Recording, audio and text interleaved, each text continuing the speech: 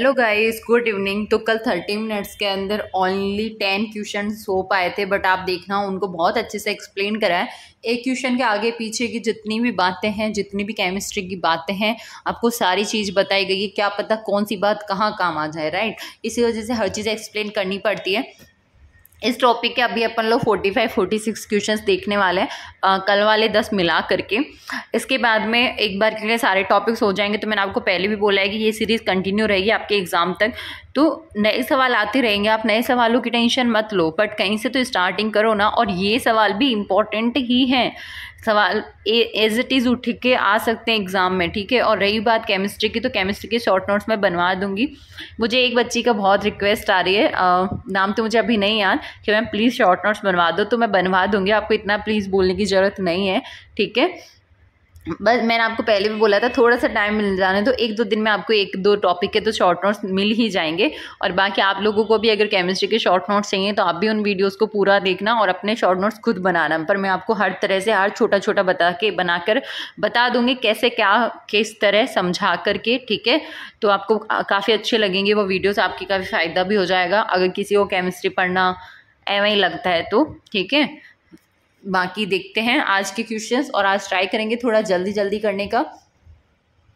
But इसका मतलब बिल्कुल भी नहीं है कि मैं आपको कुछ समझाने वाली नहीं हूँ, ओके। समझाऊंगी अच्छे से, उसके बाद ही देखेंगे। तो देखो पहला क्वेश्चन है, हेलोजनों के परीक्षण के दौरान लेसाने निष्कर्षण को शांत HNO3 के साथ उबालते हैं, ऐसा करने पर क्या होता है।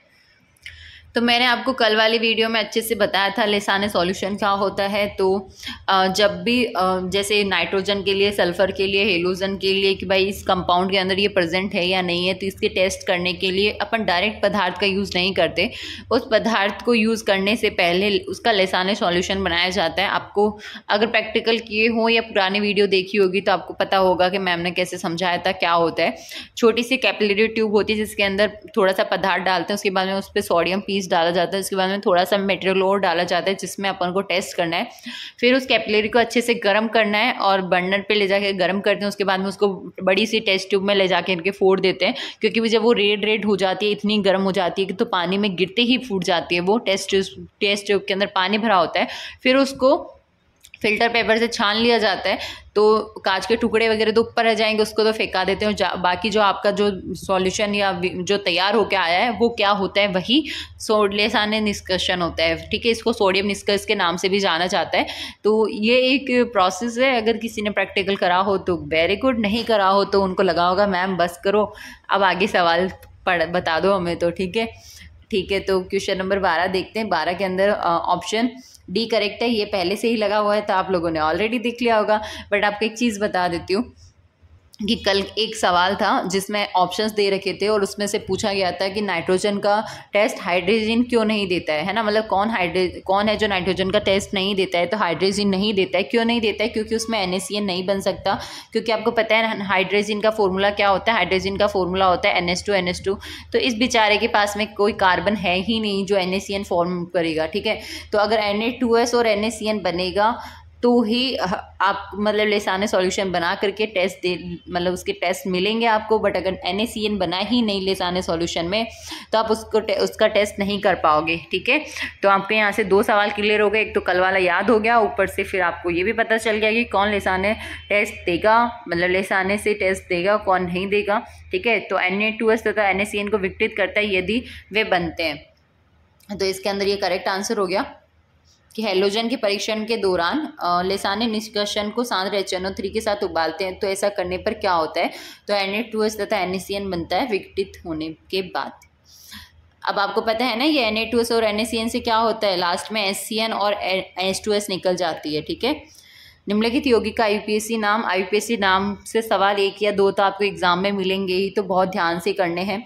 तो इसके अंदर आप एक बार के लिए जैसे ही मैं क्वेश्चन बोलूँ आपको इतना टाइम तो मिलता है कि आप ऑप्शन को फटाफट देख के ये सोच सको कि इसके अंदर हो सकता है ये करेक्ट हो, ठीक है।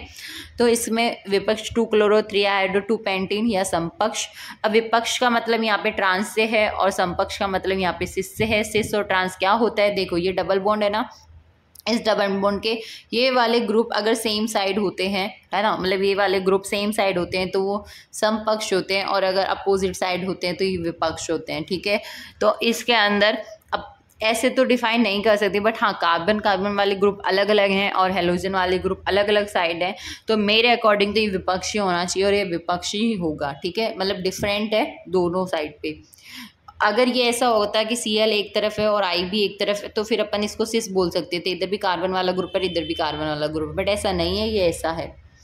इसके बाद में अब आप लोग नंबरिंग करते हो तो कैसे नंबरिंग करते हो, सबसे बड़ी श्रृंखला को चूज करते हो ना कि नंबरिंग, और इस तरह से करते हो कि सब स्टूडेंट्स को कम से कम मार्क्स मिले, कम से कम नंबर मिले, ठीक है। तो आप लोग यहाँ से नंबरिंग करोगे 1 2 3 इस कार्बन को, 4 इस कार्बन को और 5 इस कार्बन को। अब आपको पता चल गया इस पूरे में कितने कार्बन है, 5 कार्बन है, तो पेंटीन आएगा, ठीक है।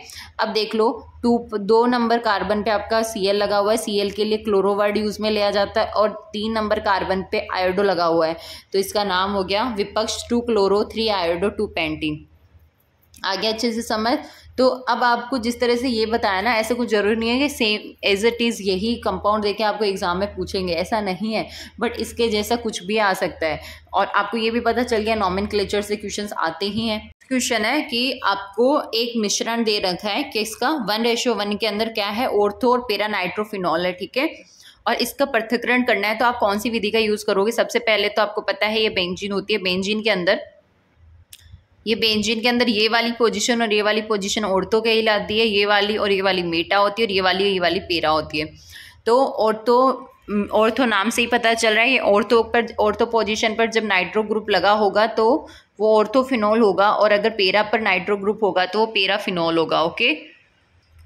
तो इसके अंदर इन्होंने बोला है कि क्या इनको उदरपातन से अलग किया जा सकता है, ये क्रिस्टलीकरण से या वर्ण लेखन से या भाप आसवन से। तो इसके अंदर ऑप्शन डी करेक्ट हो जाएगा, भाप आसवन। अब आप बोलोगे मैम बता दिया ऑप्शन डी, चलो एक्सप्लेन भी कर दो, तो कर देते हैं। आपकी बात नहीं मानेंगे तो किसकी मानेंगे। तो देखो ऑर्थो नाइट्रोफिनॉल ऐसा होता है और पेरा नाइट्रोफिनॉल ऐसा होता है, समझ में आ रहा है। ऑर्थो में क्या है ना, ऑर्थो पोजीशन पे नाइट्रो ग्रुप लगे होने की वजह से ये पास पास होते हैं, और यहाँ पे हाइड्रोजन बॉन्डिंग इस तरह से देखी जाती है। आपको ये तो पता है ना कि हाइड्रोजन बॉन्डिंग किसके बीच में होती है, हाइड्रोजन बॉन्डिंग हाइड्रोजन तथा मोस्ट इलेक्ट्रोनेगेटिव एटम, जैसे ऑक्सीजन हो गया है ना, नाइट्रोजन हो गया, या फिर फ्लोरीन, क्लोरीन, ब्रोमाइन, फ्लोरीन हो गए, ये सब जो मोर इलेक्ट्रोनेगेटिव एटम है ना, इनके बीच में हाइड्रोजन बॉन्डिंग होती है। मोस्टली आपको ये हाइड्रोजन बॉन्डिंग ऑक्सीजन, नाइट्रोजन तथा F के साथ में देखने मिलेगी, आप FON करके याद कर सकते हो।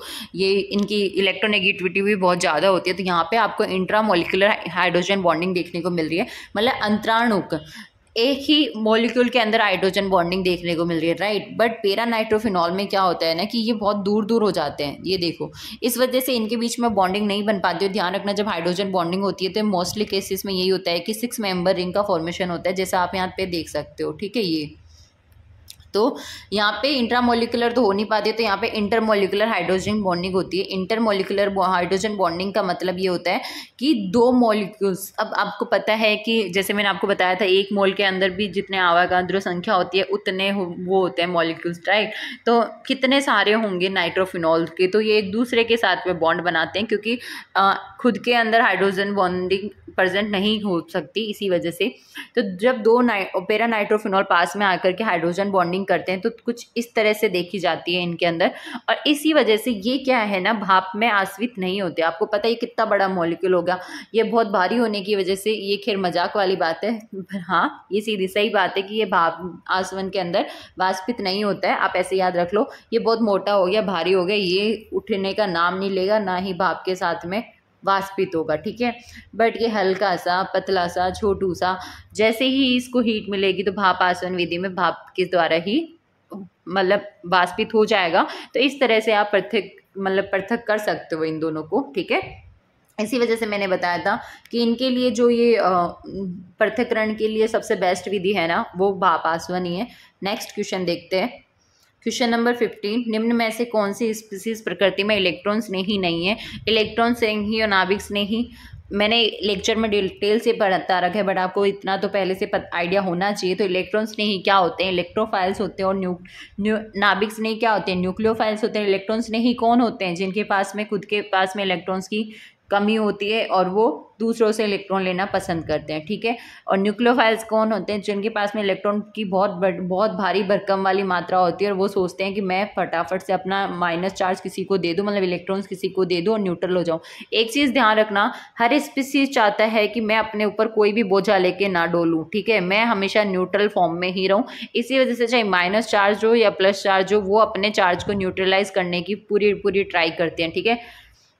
तो ये नहीं चाहते ये कोई प्लस माइनस की टेंशन लेके घूमना, आप तो ऐसे याद रख लो। तो इसके अंदर आपसे ये पूछा है कि कौन सा ऐसा है जो इलेक्ट्रॉन स्नेही की तरह बिहेव नहीं करेगा। तो इसके अंदर ऑप्शन H3O+ जो ऑप्शन सी है वो करेक्ट हो जाएगा। क्यों हो जाएगा? क्योंकि क्या है ना, इसके पास में एक लॉन पेयर है प्रेजेंट है, ठीक है। लॉन पेयर प्रेजेंट होने की वजह से ये क्या है, उसको डोनेट कर देगा, और जब डोनेट कर देगा तो ऑब्वियस इसके पास जब लॉन पेयर ही है तो वो ये इलेक्ट्रॉन न्यून तो रहा ही नहीं है ना। आपको दिखावटी पॉजिटिव चार्ज देखने को मिल रहा है, इसीलिए मुझे पता है कि आप सोच रहे होंगे कि मैम गलत बता रहे हैं, पर गलत नहीं बता रही हूँ, क्योंकि आपने यही तो पढ़ा है जिस पे पॉजिटिव चार्ज होते हैं, इलेक्ट्रॉन न्यून होता है, वो इलेक्ट्रॉन स्नेही की तरह बिहेव कर रहा है। बट नहीं, यहाँ पे H3O+ के पास में एक लॉन पेयर एक्स्ट्रा है, इसी वजह से ये ना तो इलेक्ट्रॉन न्यून है ना ही इलेक्ट्रोफाइल की तरह ये बिहेव करेगा, ठीक है। तो इसके अंदर ऑप्शन सी ही करेक्ट है, कुछ गलत नहीं बताया है, एकदम सही ही बताया है। क्वेश्चन नंबर 16, निम्नलिखित हाइड्रोकार्बन में C2, C3, C5 तथा C6 की संकरण अवस्था का सही क्रम है। आपको इसमें आपको हाइब्रिडाइजेशन का सही क्रम पूछा है, right. C2, C3, C5, C6, मतलब सबसे पहले आपको बताना है C2 का हाइब्रिडाइजेशन क्या है, उसके बाद में C3 का, फिर C5 का, फिर C6 का। तो सबसे पहले हम देखते हैं C2 यहाँ पे है, तो आपको ये तो देख के ही पता चल रहा होगा sp हाइब्रिडाइजेशन होगा। क्यों होगा? एक चीज़ ध्यान रखना, आप एक कार्बन के बॉन्ड देखोगे, एक कार्बन ने इधर 3 बॉन्ड बना रखे हैं, एक इधर बॉन्ड बना रहे हैं, तो आपको पता है ट्रिपल बॉन्ड में क्या होता है, एक सिग्मा होता है, 2 पाई होता है, और इधर भी एक सिग्मा होता है। तो ऐसे याद रख लो, जब 2 सिग्मा होता है ना तो sp बॉन्ड बनता है, और अगर 3 सिग्मा होते हैं तो sp2 बनता है, और अगर 4 सिग्मा होते हैं ना तो sp3 बनता है, ठीक है। sp3 हाइब्रिडाइजेशन होता है। तो C2 का हाइब्रिडाइजेशन sp हो गया, तो sp इसमें दे रखा है, इसमें दे रखा है, इसमें दे रखा है, ये तो हो नहीं सकता। C3 पे चलते हैं, तो C3 के पास में कितने सिग्मा बॉन्ड है, आप ये काउंट खुद करोगे, ठीक है। तो देखो, एक इधर है, एक CH के साथ में, एक यहाँ पर, एक यहाँ पे, 4 हो गए। तो इसके अंदर क्या होगा, sp3 होगा, तो ये नहीं हो सकता और ये भी नहीं हो सकता, तो ऑप्शन 1 करेक्ट है। इसी वजह से मैं आपको बोलती हूँ कि ऑप्शन को कैंसिल आउट करके चला करो, आप जल्दी आंसर तक पहुँच जाओगे, ठीक है, क्योंकि एग्जाम में टाइम भी बचाना होता है, ये नहीं है कि आराम से आप क्वेश्चंस कर रहे हो, ठीक है। इसी वजह से प्रैक्टिस होनी चाहिए आपकी। तो C2, C3, C5, C6 की संकरण अवस्था का सही क्रम हो गया ऑप्शन ए कि C2 में हाइब्रिडाइजेशन sp है, C3 में sp3 है, C5 की में sp2 है, और C6 में sp3 है। तो C6 में मतलब C5 में sp2 क्यों है? क्योंकि ये देखो, इस पे एक सिग्मा बॉन्ड CH के साथ है, एक सिग्मा बॉन्ड इस पाई बॉन्ड में, क्योंकि आपको पता है जब 2 बॉन्ड बने होते हैं तो उसमें एक पाई और एक सिग्मा होता है, राइट। तो 2 और 1 इस तरफ, तो 3 सिग्मा होता है, तो कौन सा हाइब्रिडाइजेशन होता है, sp2। आई थिंक अब तो अच्छे समझ में आ गया होगा। क्वेश्चन नंबर 17 है, C4H8 अणुसूत्र वाली एल्कीन के संभावित अधिकतम समावयवों की संख्या है। तो जो C4H8 अणुसूत्र वाली एल्कीन है उसके कितने समावयवी बन सकते हैं, कितने अधिकतम समावयवी हो सकते हैं, तो ये तो आपको बना के देखने पड़ेंगे, ठीक है। अब आप बोलोगे मैम ये भी बता दो, तो इसके अंदर ऑप्शन सी करेक्ट है, 4 बन सकते हैं। कैसे? देखो, अणुसूत्र जब आप लोग समावयवी देखते हो ना, तो बेसिकली क्या होता है ना, अणुसूत्र यही रहना है, मतलब आप कैसे, आप ट्राई करो ऐसे फॉर्मूले बनाने की जिसके अंदर कार्बन 4 ही हो, हाइड्रोजन 8 ही हो, ठीक है। मैं पेज एड कर लेती हूँ, उसके बाद समझाती हूँ।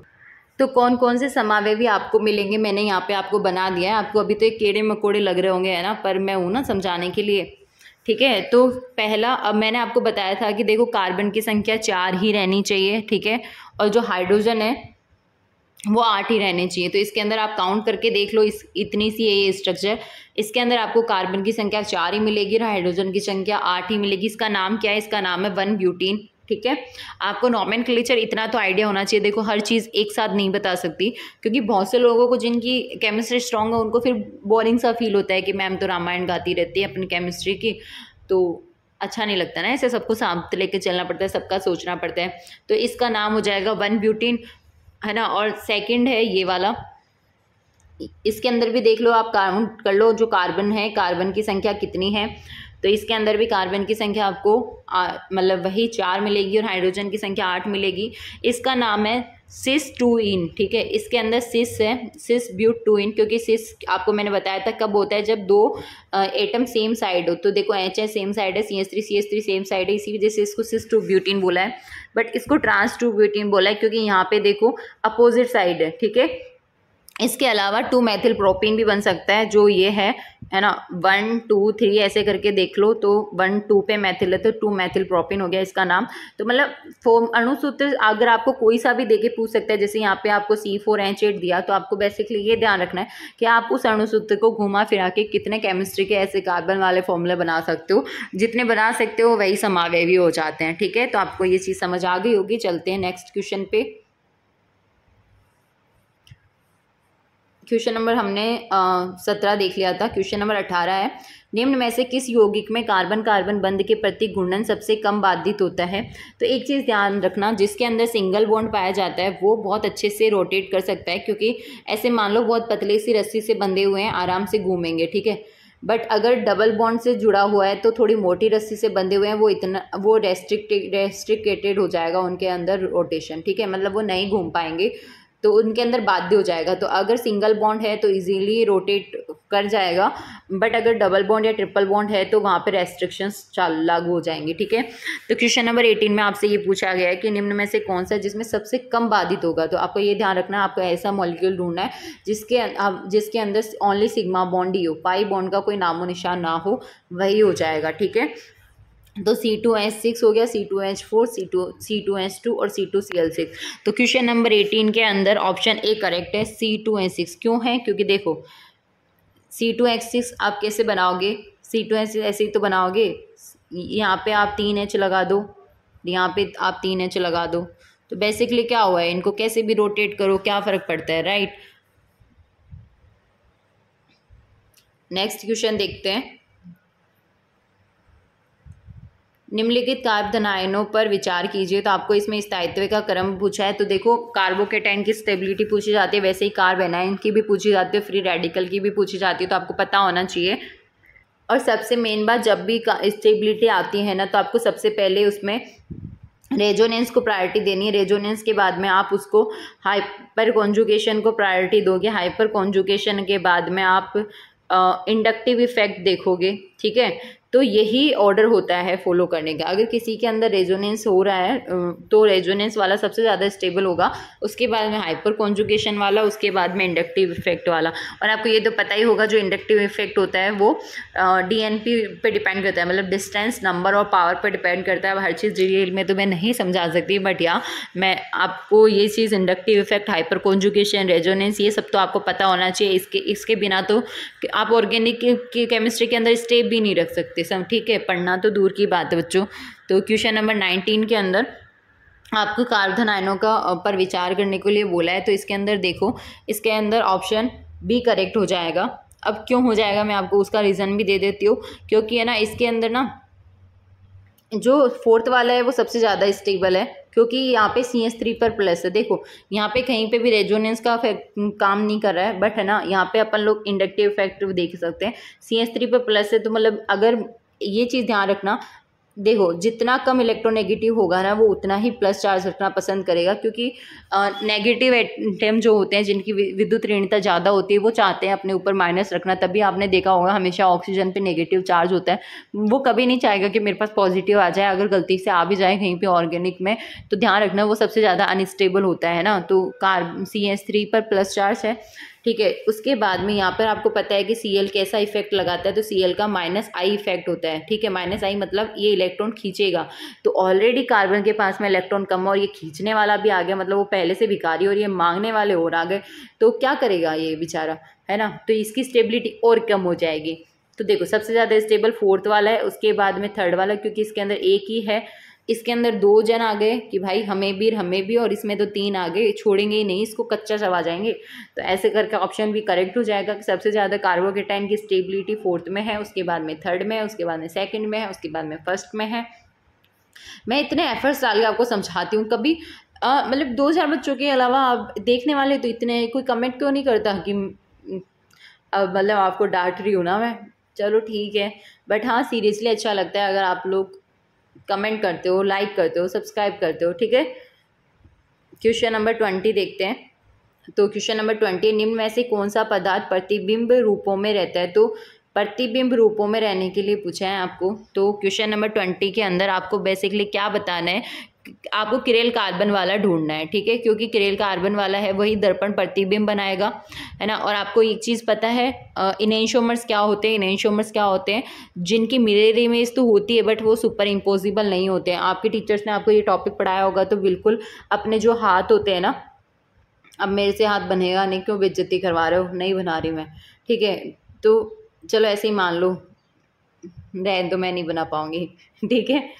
तो है ना, कहने का मतलब ये है, मिरर इमेज तो होते हैं बट नॉट सुपर इम्पोजिबल। तो आप अपना एक हाथ इधर रखना, एक हाथ इधर रख के देखना, है ना। तो आपको लगेगा यहाँ पे अगर आपके एक हाथ का अंगूठा है तो एक हाथ का अंगूठा आपका यहाँ पे आ रहा है, यहाँ पर आपकी अगर छोटी उंगली है तो छोटी उंगली ही यहाँ पर आ रही है, राइट।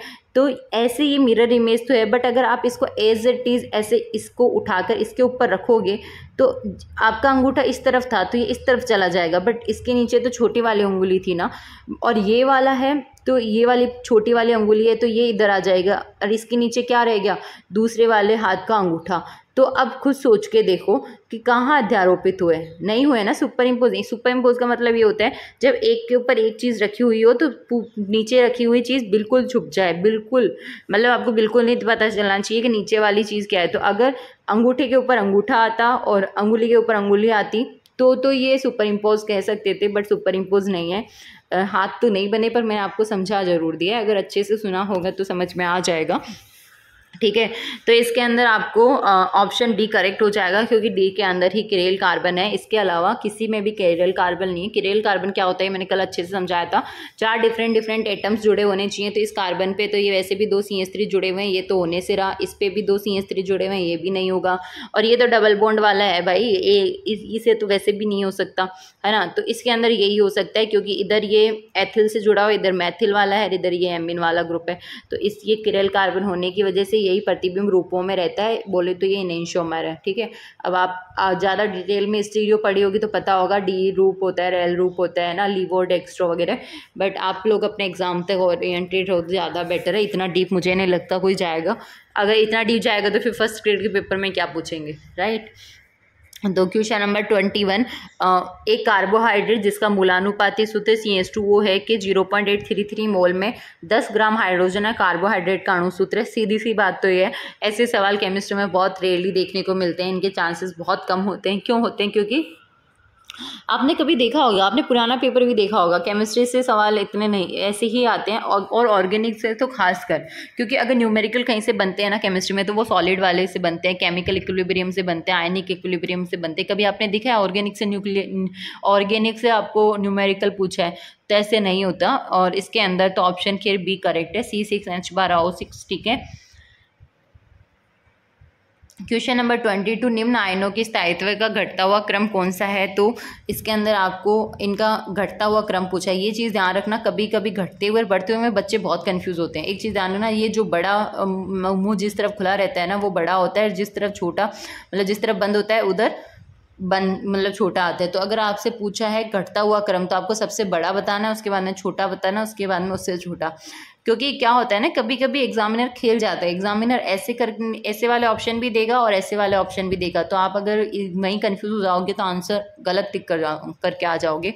और घटता हुआ पूछे तो घटता हुआ ही बताना है, और बढ़ता हुआ पूछे तो बढ़ता हुआ ही बताना है, अपना दिमाग मत लगाना, ठीक है। तो क्वेश्चन नंबर 22 के अंदर आपसे पूछा है कि स्थायित्व का क्रम, तो इसमें भी आपको कार्बोकेटाइन ही दे रखा है, तो आपको यही पता होना चाहिए कि इसके अंदर कौन सा ज़्यादा स्टेबल है। तो देखो इसके अंदर ऑप्शन डी करेक्ट हो जाएगा। अब क्यों करेक्ट है वो मैं आपको समझा देती हूँ। तो सेकंड वाले का जो मतलब सेकंड वाले की स्टेबिलिटी है वो सबसे ज़्यादा हो जाएगी, क्योंकि यहाँ पे क्या है ना, यहाँ पे रेजोनेंस वाले फैक्टर का भी रोल होगा, क्योंकि अनुनाद के कारण ये सबसे ज़्यादा स्थायी हो जाएगा, क्योंकि O के पास में आपको पता है कि इलेक्ट्रॉन्स हैं, तो ये क्या है रेजोनेंस में पार्टिसिपेट करेंगे, ये इस तरफ इलेक्ट्रॉन देके यहाँ पे डबल बॉन्ड बना लेंगे। अब आपको हल्का फुल्का आइडिया तो होगा ना कि व्हाट इज़ रेजोनेंस, तो आप ध्यान रखना ये रेजोनेंस की वजह से ज़्यादा स्टेबल हो जाएगा।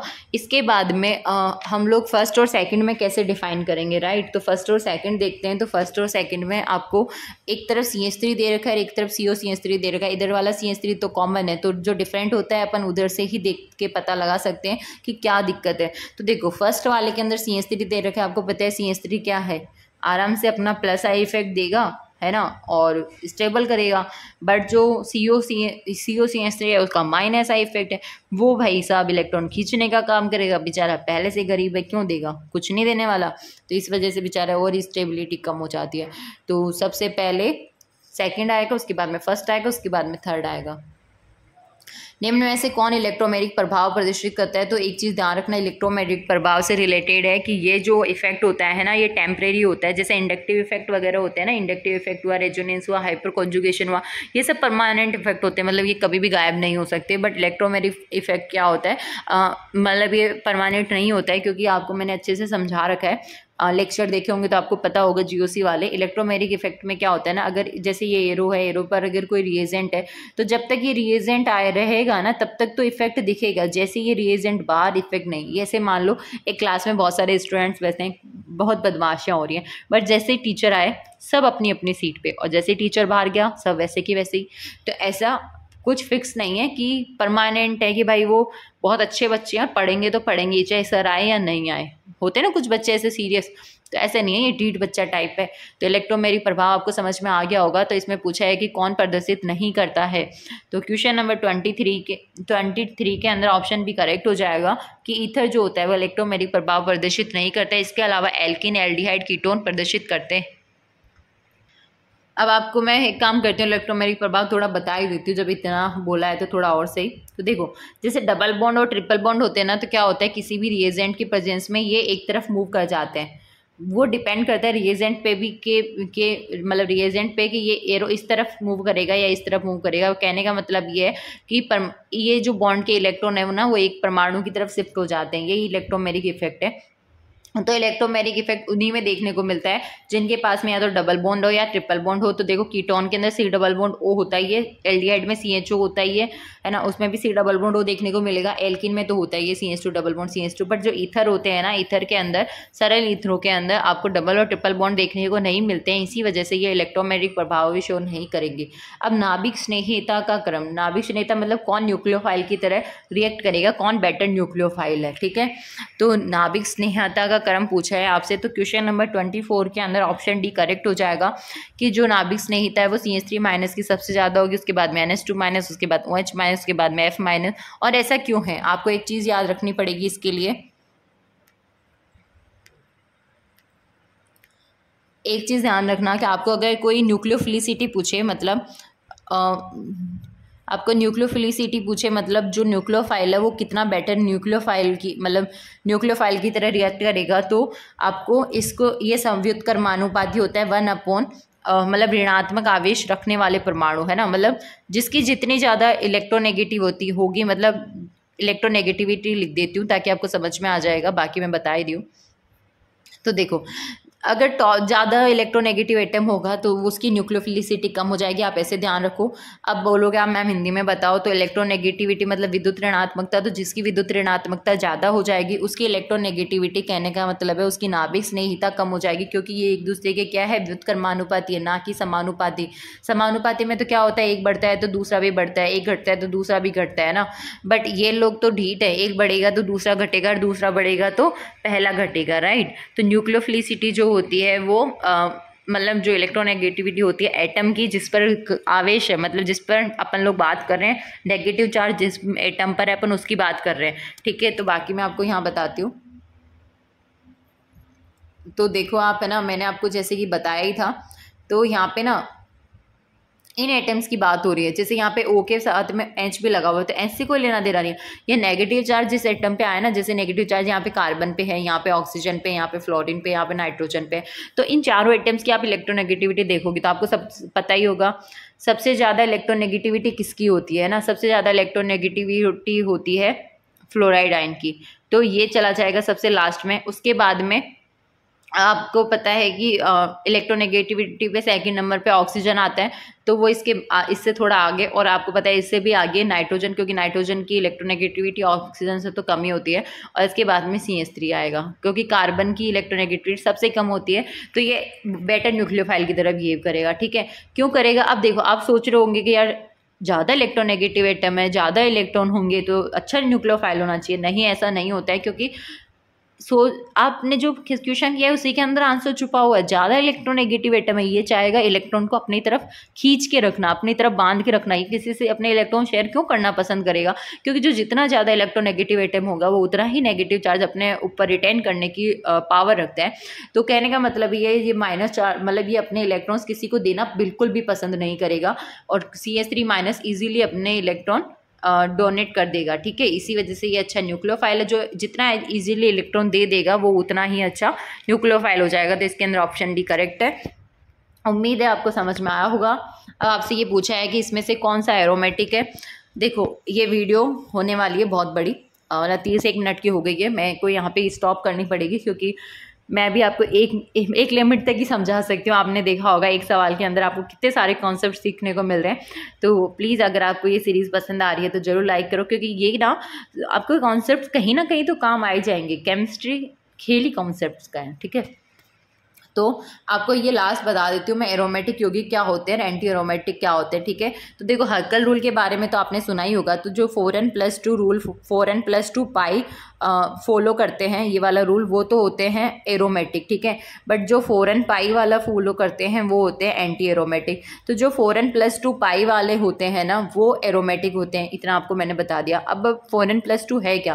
देखो यहाँ पे n बराबर आप 1, 2, 3, 4 कुछ भी ले सकते हो। तो मान लो यहाँ पे n बराबर 1 लिया तो क्या हुआ, 4 × 1 करोगे तो 4 ही आएगा, और 4 + 2 करोगे तो 6 आ जाएगा। तो 6 पाई मतलब 6 पाई, 6 पाई। ठीक है, और अगर ऐसे ही यहाँ पे n 1 किया तो यहाँ पे 4 × 1 करके पाई आया। तो देखो यहाँ पे आप लोग एक चीज़ समझ रहे होंगे कि जो 4 के पहाड़े में आता है ना वो सब एंटी एरोमेटिक हो जाएंगे। 4 4 दूनी 8, 4 × 12 वगैरह करके। ठीक है, बट जो 4 के पहाड़े में आता है उससे अगर +2 है तो वो एरोमेटिक हो जाएंगे। अब यहाँ पे ये पाई इलेक्ट्रॉन्स की बात हो रही है, और आपको पता है एक बॉन्ड के अंदर 2 इलेक्ट्रॉन्स होते हैं। तो अब जैसे यहाँ पे है तो यहाँ पे 2 इलेक्ट्रॉन इस पाई बॉन्ड के होंगे, 2 इलेक्ट्रॉन इस पाई बॉन्ड के होंगे, है ना। तो ये 4 हो गए, तो ये तो हो गया एंटी एरोमेटिक। ऐसे ही यहाँ पे ये 2 इलेक्ट्रॉन इसके हो गए, 2 इलेक्ट्रॉन इसके हो गए। एक चीज़ ध्यान रखना, +4 चार्ज का कोई इलेक्ट्रॉन काउंट नहीं होता, बट नेगेटिव का काउंट होता है। तो ये भी एंटी एरोमेटिक हो गया। यहाँ पे 2 इलेक्ट्रॉन रह गए। ठीक है, और यहाँ पे ये 2 इलेक्ट्रॉन इस पाई बॉन्ड के और 2 इलेक्ट्रॉन इस नेगेटिव चार्ज की वजह से। आपको लग रहा होगा ना मैम कचरा कर दिया आपने, पर आपको समझ तो आ ही रहा होगा ना। चलो मैं अच्छे से समझा देती हूँ। चलो ब्लैंक पेपर पे चल लेते हैं, क्या आलस करना जब इतना समझाया है आप लोगों को।